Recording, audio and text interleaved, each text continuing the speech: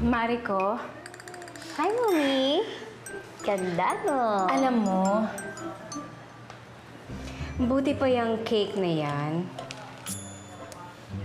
May love life.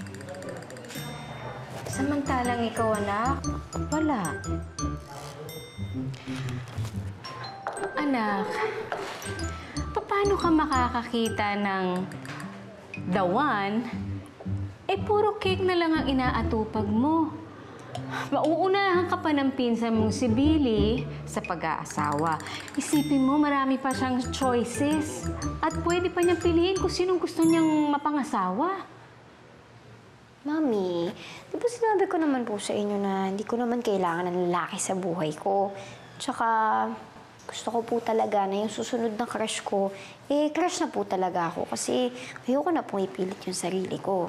Di ba? Sa bagay, tama ka dyan.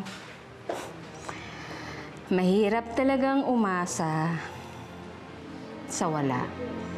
Yung gusto mo, iba naman ang gusto.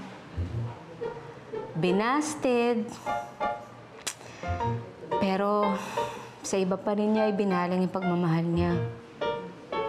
Hindi ako. Teka, Mami, sa cake po ba galing yung mga hugot ninyo? Ha?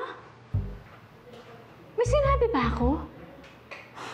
Anak, ang sabi ko, mahirap na mapagaya ka sa akin. Mag-isa. Tingnan mo, ikaw ngayon ang kinukulit ko. Mami, alam mo, okay lang naman po sa akin na kahit tayong dalawa lang yung magkasama sa buhay. Tsaka, ayoko na pong mainggit kay Billy. Nakaka-stress lang po yun. Tingnan mo siya ngayon, ang hirap ng sitwasyon niya, ang haba ng buhok niya.